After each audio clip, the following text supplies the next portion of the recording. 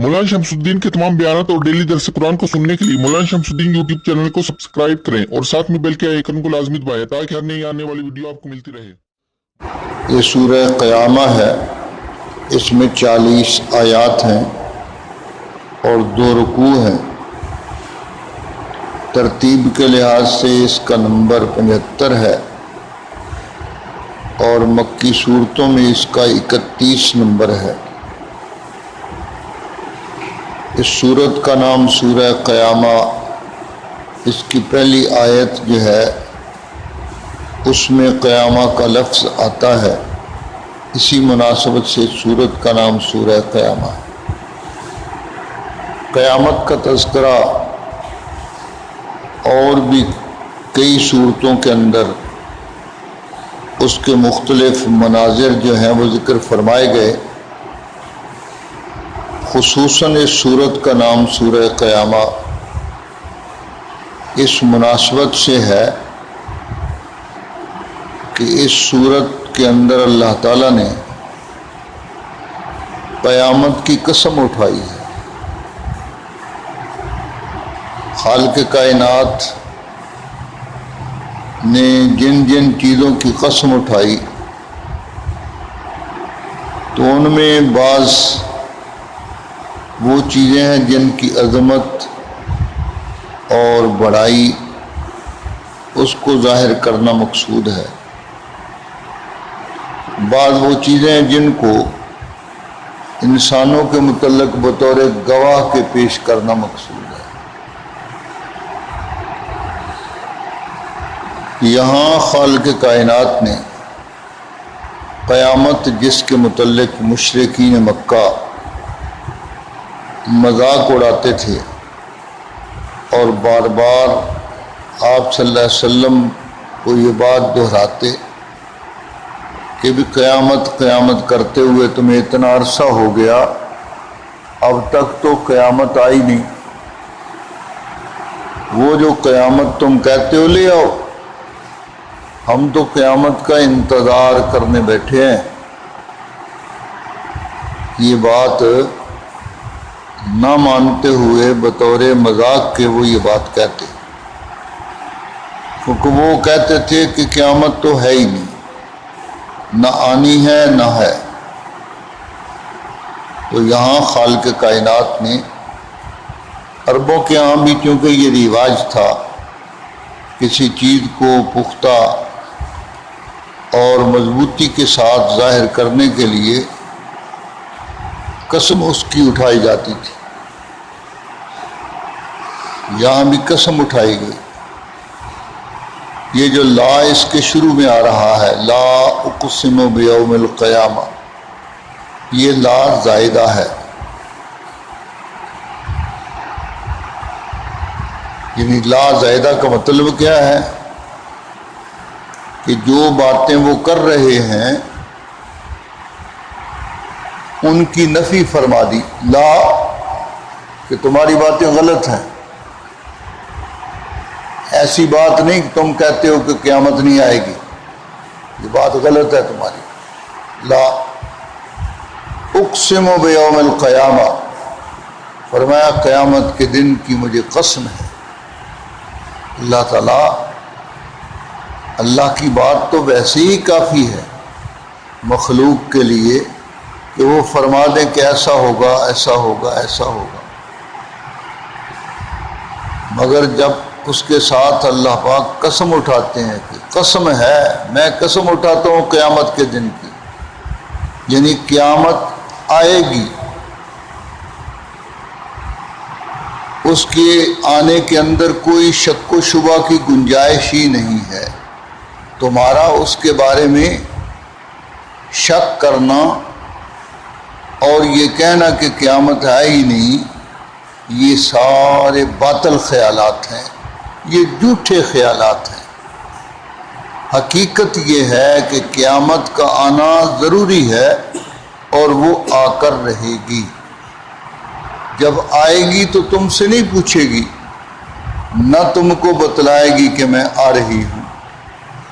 क़यामत का वाक़या अचानक पेश आएगा, अचानक। इसीलिए حدیث میں آتا ہے کہ جب جمعہ کا دن ہوتا ہے تو اس وقت چونکہ قیامت جمعے کے دن آئے گی، اور اسی طرح محرم کے اندر وہ جمعہ کا دن ہوتا ہے، اور خصوصاً 10 کو، تو اس وقت حیوانات اور ہر چیز انسان اور جنات کے علاوہ وہ خوف زدہ ہوتی ہے کہ کہیں قیامت تو نہیں آ رہی، کہیں یہ قیامت کی صبح تو نہیں ہے، ہر چیز خوف زدہ ہوتی ہے۔ اس لیے یہاں فرمایا اللہ تعالیٰ نے کہ مجھے اپنی ذات کی قسم ہے کہ قیامت آئے گی، اقسم بیوم القیامہ، کہ میں اللہ اس بات کی قسم اٹھاتا ہوں کہ قیامت آ کر رہے گی، تمہیں یقین آئے یا نہ آئے، تمہارے یقین نہ کرنے سے قیامت رک نہیں سکتی۔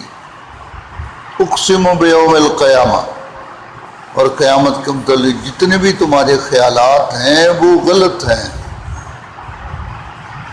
تم کہتے ہو محض ڈراوے کے لیے یہ بات کہی گئی ہے کہ ایسا ہوگا ایسا ہوگا، اب تک تو ہوا نہیں، اس لیے آئندہ نہیں ہوگا۔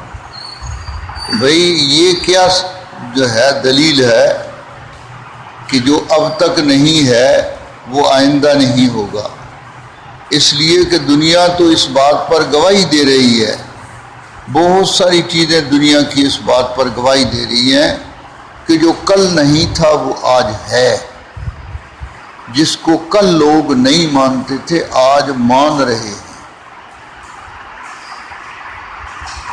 کل ہوا کے وجود کو، ہوا کے وزن کو لوگ نہیں مانتے تھے، اب مان چکے، اب وہ اپنے عمل کے اندر اس کو دیکھ رہے ہیں، عمل میں لا رہے ہیں، فقط مان ہی نہیں رہے زبان سے بلکہ اپنے عمل سے یہ کہہ رہے ہیں کہ حقیقت ہے کہ ہوا کا وزن ہے۔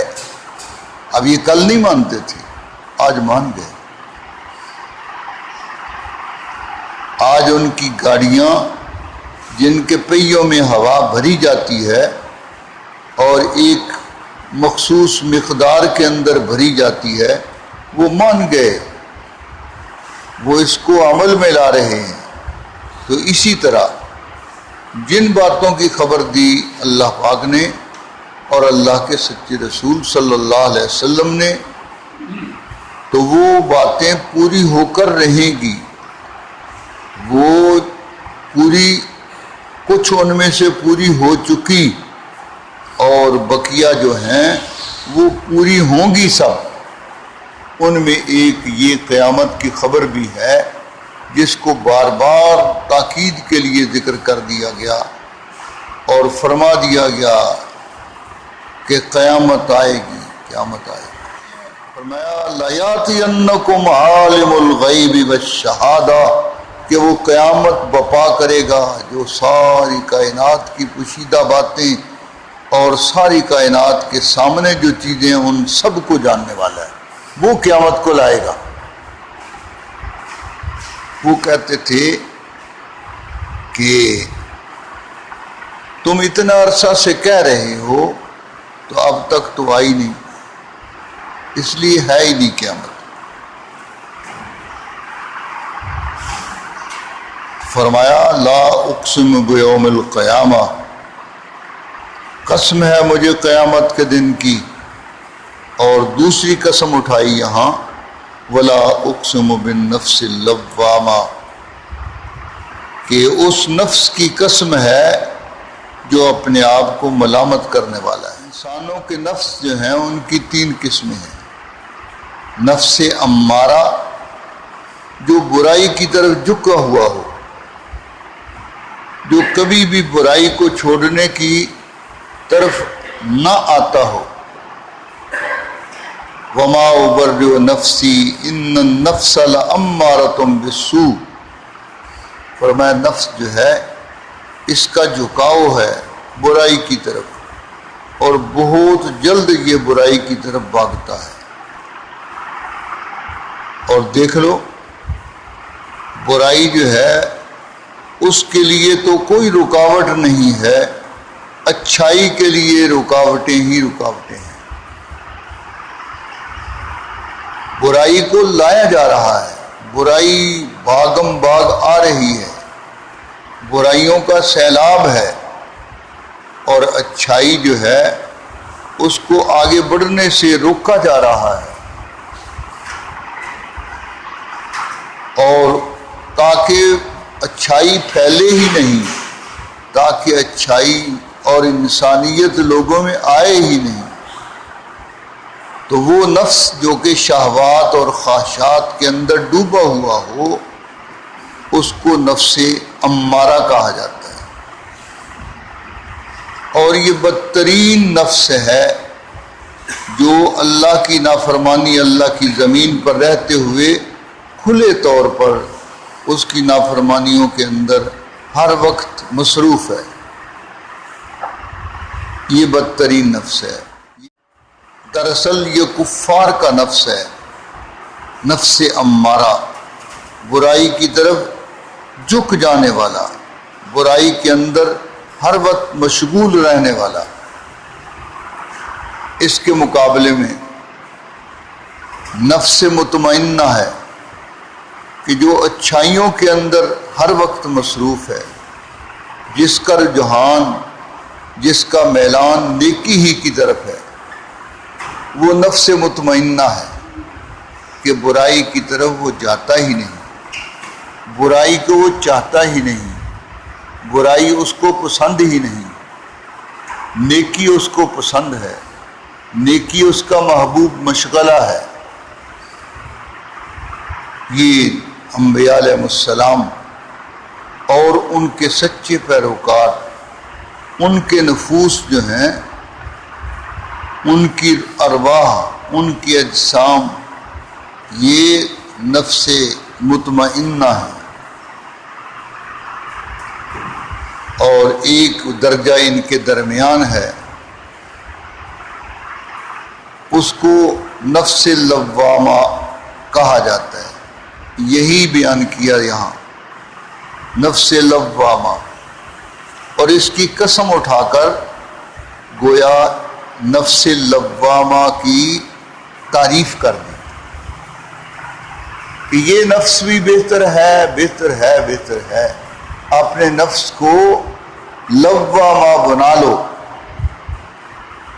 نفس لوامہ کیا ہے کہ اگر اس سے غلطی ہو جائے تو وہ معافی مانگ لیتا ہے، توبہ کر لیتا ہے، فوراً اللہ کی فرما برداری کے کام کرتا ہے۔ جو اس سے نافرمانی کا کام ہو گیا، اس سے اللہ کی بارگاہ میں معذرت کرتا ہے۔ فرمایا یہ نفس لوامہ یہ نہایت قابل تعریف ہے کہ اگر اس سے کوئی غلطی ہو جاتی ہے تو فوراً وہ اللہ کی بارگاہ کی طرف رجوع کرتا ہے۔ اللہ تعالیٰ کی بہت ساری صفات ہیں۔ فرمایا اگر تم کوئی گناہ نہ کرو تو اللہ جل شانہ کو تمہیں مٹا کر ایک ایسی مخلوق لے آئیں جن سے گناہ ہو جائے تو وہ اللہ کی بارگاہ میں وہ بخشش طلب کریں، اللہ تعالیٰ اپنی صفت غفوریت سے اور صفت رحیمیت سے ان کو بخش دے۔ اللہ تعالیٰ یہ چاہتے ہیں کہ میرے بندے جن سے غلطی ہو گئی وہ مجھ سے معافی مانگے، اور بندے کا کام بندہ ہونے کی حیثیت سے یہی ہے کہ اپنے آقا سے وہ اپنی غلطیوں اور کوتاہیوں کی معافی مانگے۔ اگر غلطی نہ ہو تو اپنی عبادت کے اندر جو کوتاہی ہے اس کی معافی مانگے۔ جیسے انبیاء علیہ السلام، اب بظاہر ان کی عبادت میں کوئی کوتاہی نہیں، مگر وہ سمجھتے ہیں کہ ما عبدنا کا حق کا عبادت کا، کہ اللہ جو تیری عبادت کا حق ہے وہ ہم نہیں ادا کر سکتے۔ اللہ کے حق کو 100% کون ادا کر سکتا؟ انبیاء علیہ السلام جو نرے نیکی اور گناہوں سے وہ پاک اور معصوم ہوتے ہیں، وہ بھی اللہ کی بارگاہ میں عرض کرتے ہیں، یا اللہ کہ ان نیکیوں کے اندر جو تیری توفیق سے ہوئی ہیں، ان نیکیوں کے اندر ہم اس طرح ان کو ادا نہیں کر سکے جس طرح تیرا حق تھا کہ ہم ادا کریں۔ ما عبدنا کا حق کا عبادت ہے۔ اور یہ بات، یہ اعتراف ان کا، یہ بھی اور زیادہ ان کے درجات کو بڑھانے والا ہے، یہ اللہ کو بڑا پسند ہے۔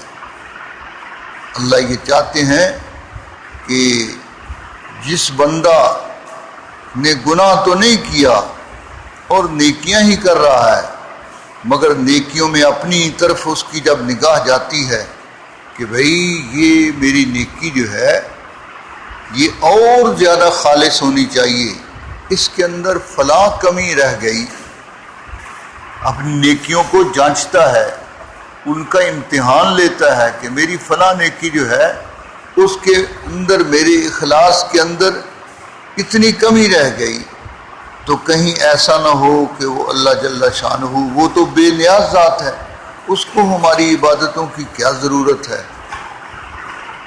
اس لیے کہیں یہ رد نہ ہو جائے، اس لیے اللہ کی بارگاہ کی طرف رجوع کر کے کہ اللہ اس نیکی کو کامل ترین نیکی بنا دے، یوں اللہ سے عرض کرتے ہیں۔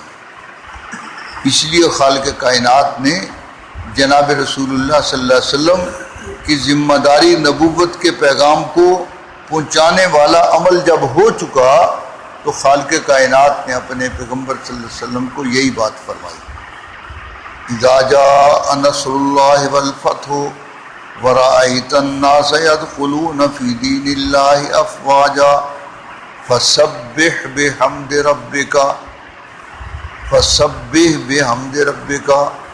آپ اپنے رب کی حمد کے ساتھ اس کی تسبیح بیان کیجیے، اس کی اچھائیاں بیان کیجیے، اس کی عظمتیں اپنی زبان پر لائیے۔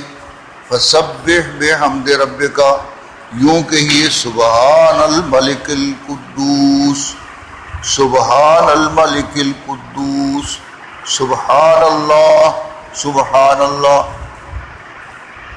یہ وہ کلمات ہیں سبحان اللہ و بحمدہ، سبحان اللہ العظیم، جو اللہ کو بڑے پسند ہے۔ فرمایا کلمتان خفیفتان علی اللسان حبیبتان عند الرحمن، کہ دو ایسے کلمات ہیں جو زبان پر تو ہلکے پھلکے ہیں، زبان سے تو بڑی آسانی سے جاری ہو جاتے ہیں، لیکن اللہ کو بہت زیادہ محبوب ہیں، اور وہ میزان عمل کو نیکیوں سے بھر دیتے ہیں۔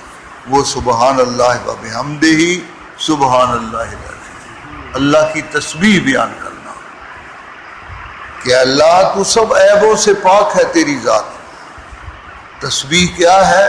کہ اللہ کو ساری عیب والی باتوں سے پاک جانے، وَبِحَمْدِهِ، اور اس کی تعریف کرے کہ اللہ ساری اچھی تعریفوں کا حقدار تو ہی ہے، سبحان اللہ العظیم، اور اس کی عظمت اور بڑائی بیان کرے۔ تو اس تسبیح اور حمد و ثنا کے بعد اللہ نے فرمایا وَاسْتَغْفِرْهُ، اور فرمایا مجھ سے استغفار بھی کرو، اپنے لیے بھی استغفار کرو، اپنی امت کے لیے بھی استغفار کرو، مومنوں ایمان والوں کے لیے استغفار کرو۔ وَاسْتَغْفِرْ لِذَنبِكَ وَلِلْمُؤْمِنِينَ وَالْمُؤْمِنَاتِ، مومن مردوں اور عورتوں کے لیے مجھ سے استغفار کرو کہ اللہ میری امت کو بخش دے۔ یہ استغفار ان کے گناہوں کو اس سے درگزر فرما دے، ان کے گناہوں کو معاف فرما دے۔ واستغفرہ، یہ استغفار اللہ کو بہت پسند ہے۔ بندہ جب استغفار کرتا ہے تو یہ گویا بندگی کے اپنے اصل مقام پر ہوتا ہے۔ بندگی کا اصل مقام یہی ہے کہ بندہ اپنی کمزوری اللہ کی بارگاہ میں ظاہر کرے کہ یا اللہ، جس طرح ہمیں زمین پر، تیری زمین پر تیرے ان انعامات کو استعمال کرتے ہوئے رہنا چاہیے تھا، ہم نہیں رہ رہے، ہم اس طرح ان عبادات کو انجام نہیں دے رہے جس طرح دینا چاہیے تھا۔ وَاسْتَغْفِرْهُ إِنَّهُ كَانَ تَوَّابًا، فرمایا کہ وہ اپنی رحمتوں سے پھر رجوع فرمائے گا۔ تو وہ نفس جو کہ اپنے آپ کو اگر اس سے بھول چوک اور غلطی ہو جائے تو اپنے آپ کو ملامت کر کے اللہ کی بارگاہ میں توبہ کرے، اللہ اس کی قسم اٹھا کر اس کی عظمت بیان کر رہے ہیں کہ مجھے اپنے بندوں میں سے یہ نفس جو اپنے آپ کو ملامت کرنے والی روح ہے، ملامت کرنے والی جان ہے، یہ مجھے بہت پسند ہے، یہ بندہ مجھے بہت پسند ہے۔ اب آگے قیامت کا تذکرہ کیا اور عجیب انداز سے ایحسب الانسان، اس انسان سے مراد کافر انسان ہے۔ فرمایا اے انسان تو کس بات میں اکڑ رہا ہے؟ کیا تیرا یہ خیال ہے کہ اللہ نجمع عظاما، کہ تیری ہڈیاں جو ہیں وہ ہم جمع نہیں کر سکتے؟ تو یہ سمجھ بیٹھا ہے، حالانکہ تیرے سامنے بڑے مشاہدے موجود ہیں۔ یہ وجود انسانی، اس کے اجزاء پتہ نہیں کس کس جزیرے میں، دنیا کے کس کس جزیرے میں پڑے ہوئے تھے۔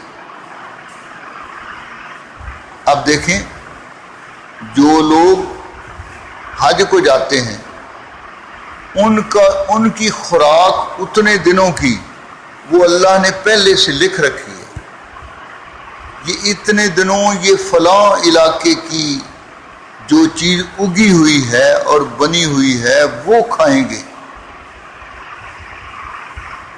انسان کے خواب و خیال میں بھی نہیں کہ وہ چیز فلاں جزیرے کے اندر تھی، وہ وہاں پہنچی، وہاں پہنچ کر وہ خریدی گئی اور جس نے یہ لقمہ کھانا تھا اس کو وہ لقمہ پہنچ گیا۔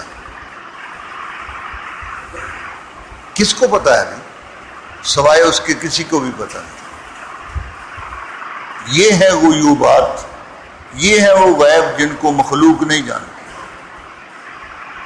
کہ کون سا ذرہ جو ہے خوراک کا وہ کس مقام پر ہے۔ اچانک سفر پیش آتا ہے، آدمی اپنے گھر میں ہوتا ہے، اچانک سفر پیش آ گیا، سامنے پڑا ہوا پانی ہے وہ نہیں پینا نصیب ہوا، جو پانی اس نے پینا تھا وہ جا کر پیا، جو دودھ کا گھونٹ اس کے پیٹ میں جانا تھا پتہ نہیں وہ کہاں کس بھینس سے، وہ لوہے کی بھینس سے نکلا یا وہ چمڑے والی بھینس سے نکلا، کیونکہ آج کل تو بھئی لوہے کی بھینسوں کا دودھ بھی بک رہا ہے۔ جدید دور کی ہر چیز جدید جو ہوئی تو وہ تمہارے معدے جو ہیں اس کو بھی کھا پی جاتے ہیں، لوہے کی بھینسوں کا دودھ۔ اب یہ پچھلے زمانے میں کیا لوگوں نے کبھی خیال بھی کیا تھا کہ لوہے کی بھینسیں جو ہیں وہ بھی دودھ دینے لگیں گی؟ پچھلے زمانے میں تصور بھی نہیں تھا۔ اور اب واقعہ ہے پاؤڈر کا دہی، اسپیشل دہی، اس کو دودھ کا دہی سمجھ کر استعمال کیا۔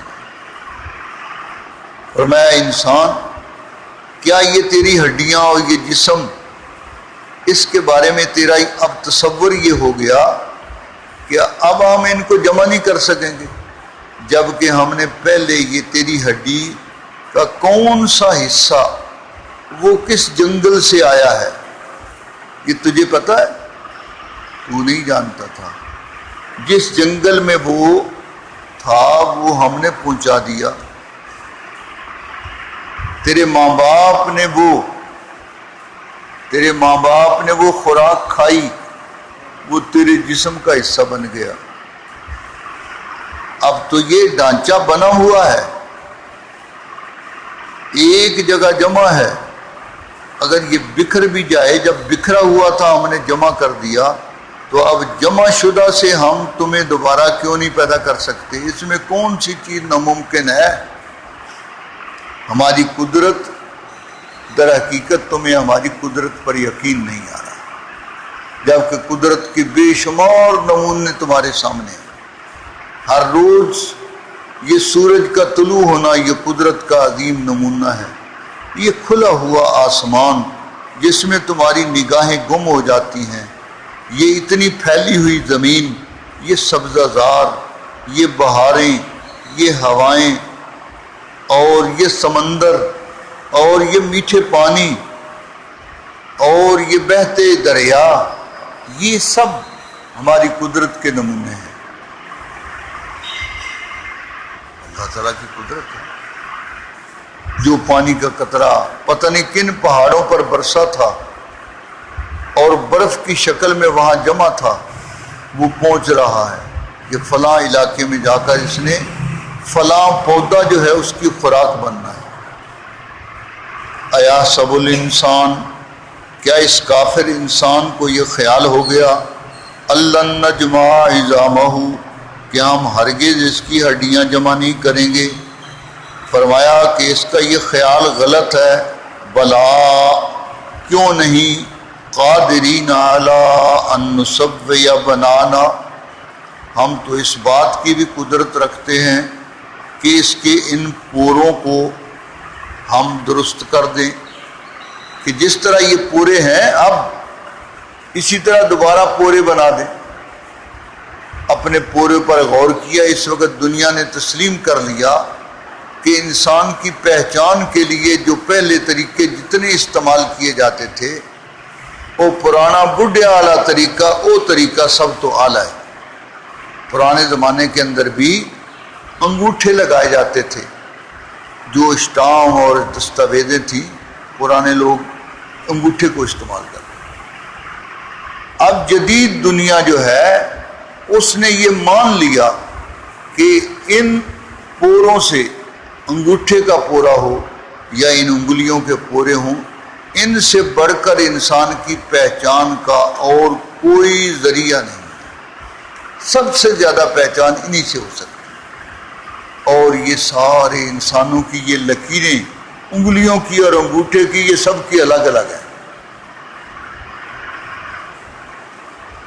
دائرے کی شکل میں، مستطیل خط کی شکل میں، اور اس طرح چھوٹے چھوٹے خطوں کی شکل میں، یہ کتنی لکیریں ہیں، ان کو بھی انسان نہیں جانتا،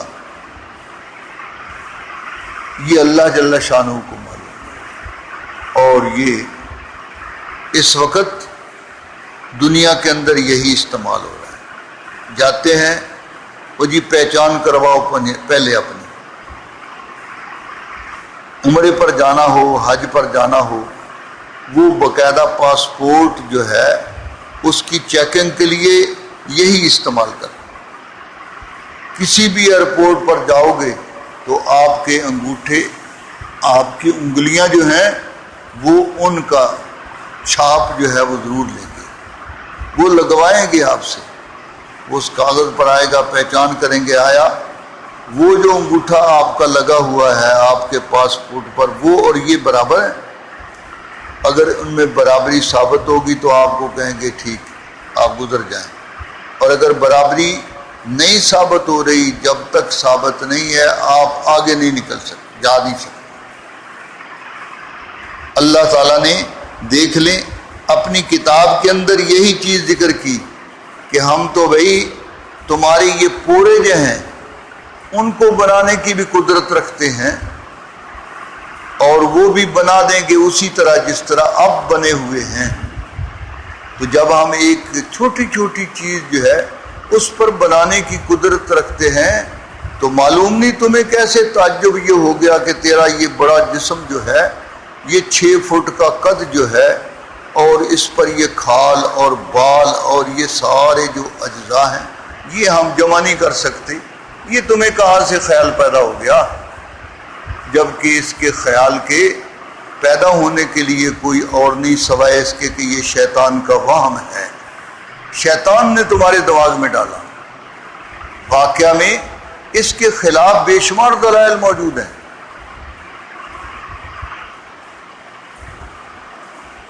اصل بات کیا ہے؟ بل یرید الانسان لیفجر امامہ، کیونکہ انسان کا نفس برائی کی طرف جھکنے والا ہے، شہوات و خواہشات کی طرف جھکنے والا ہے، اس لیے آدمی چاہتا ہے کہ بے لگام ہونا چاہیے اسے۔ فرمایا یہ تیری بے لگامی جو ہے یہ ساری اس قسم کی بکواس کو تیرے منہ سے نکلواتی ہے۔ تو چاہتا ہے کہ تو مادر پدر آزاد ہو،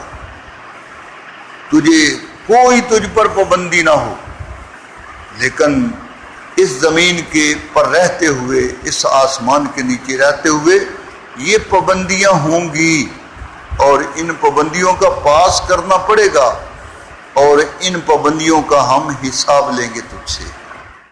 سبحانک لا علم لنا الا ما علمتنا، اللہم صلی علی